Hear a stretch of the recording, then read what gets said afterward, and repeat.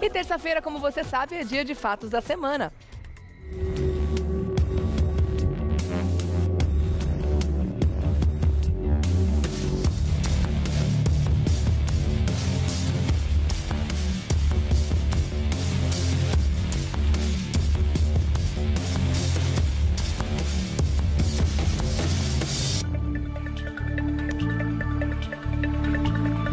Essa semana vai ser decisiva para o presidente afastado da Câmara dos Deputados, Eduardo Cunha. Roda o VT. O presidente afastado da Câmara dos Deputados, Eduardo Cunha, vive momentos decisivos em sua carreira política.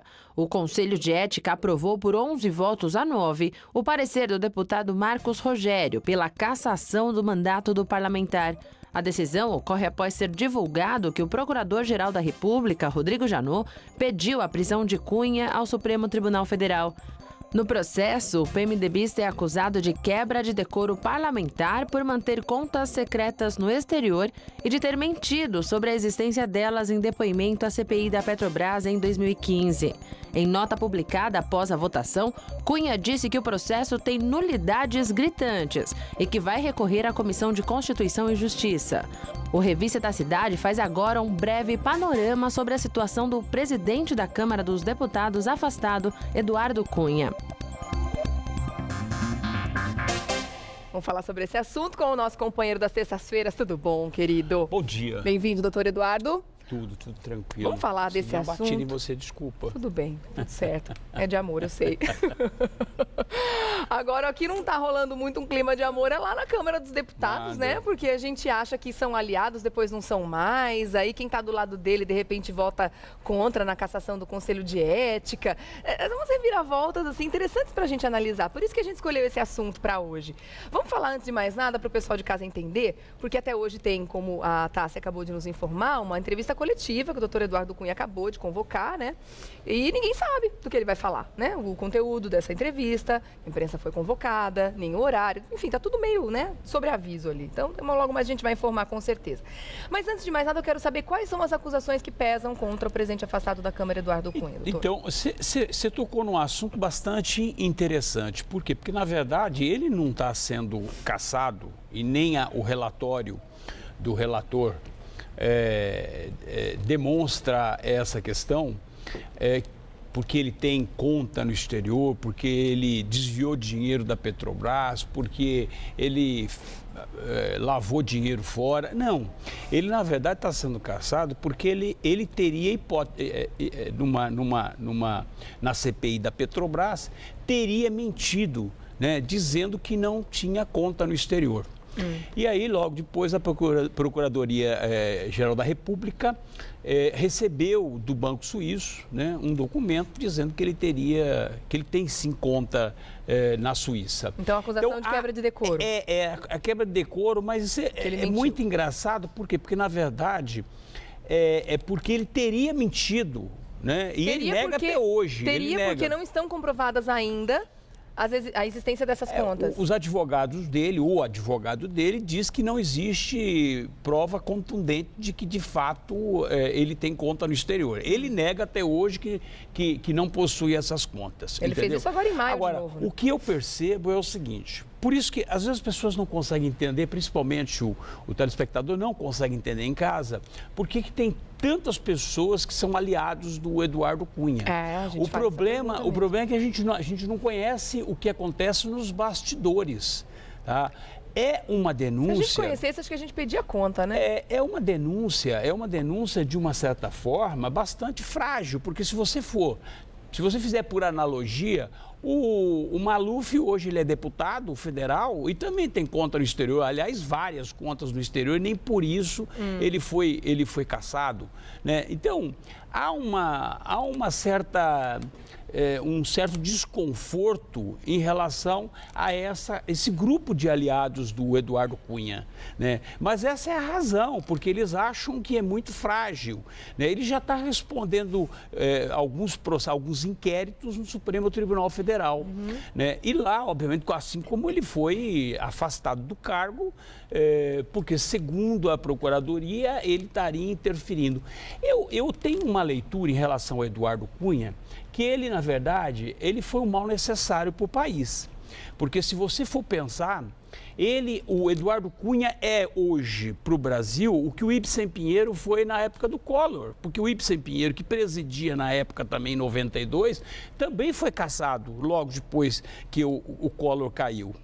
Então, o que eu vejo? Eu vejo que, diante dessas denúncias, né, diante dessas denúncias que hoje, do processo de cassação, eu acho ela muito frágil, sob o ponto de vista mas os próprios aliados já estão levando essa cassação como certa, né? Os próprios aliados estão dizendo que vai ser muito difícil salvar Eduardo Cunha. Eu acho que é um processo irreversível, entendeu? A cassação do Eduardo Cunha é uma questão de tempo. Isso vai, de fato, acontecer, né? Há uma resistência por parte dele em função das argumentações. Ele tentou direito de se defender, tentou direito. Agora, é óbvio que é difícil num cenário como o Brasil está passando, né? Hoje o Brasil está uma tragédia, né? Essa que é a grande verdade. A gente tem 2 presidentes da República, tem 2 presidentes da Câmara, tá tudo e se você fizer outras analogias ainda, você pega, por exemplo, o Renan Calheiros, que tem um processo, e aqui eu não estou defendendo o Eduardo Cunha, tá? Eu estou, na verdade, estou fazendo uma analogia em relação daquilo que existe, né, de fato, dentro do jogo político. Então, você pega o Renan Calheiros, por exemplo, que já tem processo, já renunciou à presidência do Senado para não ser cassado, né? Ou seja, você tem o próprio Maluf, você tem 300 e poucos deputados hoje envolvidos com a justiça, né? Dos 500 e poucos, você tem 300 e poucos deputados. Então, o que acontece? Nós estamos nós estamos passando um momento, assim, de extrema fragilidade do país em função do que está desenhado, entendeu? Então, esse é o problema. Então, eu acho, na minha leitura, se o Eduardo Cunha não tivesse enfrentado a Dilma, o Lula, o PT, ou seja, passado por cima de muitas coisas, hoje nós não teríamos esse cenário, pelo menos uma luz no final do túnel, porque antes a gente não tinha nem essa luz. Mas é interessante a gente perceber esse enfraquecimento do poder dele dentro da Câmara, né? A gente enxergava na época, né, em que o começo do impeachment ali estava se desenhando e tudo mais, que realmente ele era um homem forte ali dentro e tinha muito poder dentro do jogo político. Perdão. E é interessante a gente perceber esse enfraquecimento agora. Quer dizer, quem estava do lado dele já votou contra no Conselho de Ética, dizendo sim para que esse processo de cassação ocorra, né? Para que vá direto para a Câmara agora para votação, né? E é interessante a gente perceber também que essas alianças políticas, elas não acontecem por causa de um perfil ideológico ou filosófico. Eles não estão unidos ali porque eles acreditam na mesma coisa. No jogo político, isso é muito triste. No jogo político, Regiane, o que mais acontece são as traições, né? E eu estou dizendo para você, traição não é sob o ponto de vista sociológico, ou filosófico, ou seja lá o que for, mas é no questão mesmo político, ou seja, político ele fica em cima do muro e o lado que tiver mais forte ele pula. Exatamente. Essa é a verdade, entendeu? Quer dizer, não é porque um outro no passado tinha conta na Suíça que beleza, tudo bem, doutor, o Eduardo Cunha ter também essas contas hoje. Quer dizer, também não está sendo julgado exatamente por isso, porque é errado ter dinheiro ilegal fora do país e por ter mentido no Conselho de Ética, porque as alianças foram enfraquecidas. Alianças essas que foram feitas, a gente sabe de que forma, você percebe o preço que o próprio Temer está pagando, o presidente interino está pagando, em função das indicações políticas, né? Ou seja, perdeu 3 ministros, por quê? 3 ministros que não poderiam estar, né? E nem outros, na verdade, de todos dos 21 ministros, me parece que são 11, 9 ou 10 ou 11 ministros que têm algum tipo de denúncia, que tem, agora apareceu até do Padilha, né, que é da Casa Civil. Agora, tem um detalhe em relação ao que acontecia na época da Dilma e do Lula e o que acontece hoje, né? Até por uma questão de pressão popular, da exigência de passar o país a limpo e daí por diante, o presidente ele tem que ser ágil, ele tem que ser rápido e rapidamente remover aquele ministro e tirar aquele ministro da cena política, entendeu? Diferentemente do que acontecia na época da Dilma. Na época da Dilma não, você via que eram várias denúncias e o ministro continuava exatamente intacto. Na minha opinião, ele não tinha local. nem que ter colocado. Né? Já estava sendo citado na denúncia, não bota lá. Também acho. Agora, o problema foi o preço político naquele momento. E agora está tendo a necessidade de fazer os ajustes. Pra gente encerrar rapidinho, você imagina que ele vai falar sobre o que nessa coletiva hoje, doutor? Olha, ele vai mandar recados, é óbvio, né? Vai deixar muita gente com medo. Ele vai mandar recados, talvez até por conta de que estão falando da delação, da possível delação dele. Não acredito que ele faça delação, mas é possível, né? A gente não sabe exatamente quais são as informações que essas pessoas possuem. Elas têm muitas informações, né? Então, nós não sabemos. O país pode virar de ponta cabeça com a revelação que o Eduardo Cunha possa fazer. Tá certo. Né? Que vai mandar recado para várias pessoas, não tem a sombra de dúvida. Para deixar bastante gente tremendo na base. Quer continuar falando com o doutor Eduardo? Deve, faça contato através do Facebook, facebook.com/Eduardo César Leite. Na semana que vem a gente se encontra aqui mais uma vez. Vamos lá. Obrigada, viu? Deixa eu falar uma coisa importante para vocês. Obrigado, doutor. Um beijo para todos. A gente se vê na terça-feira.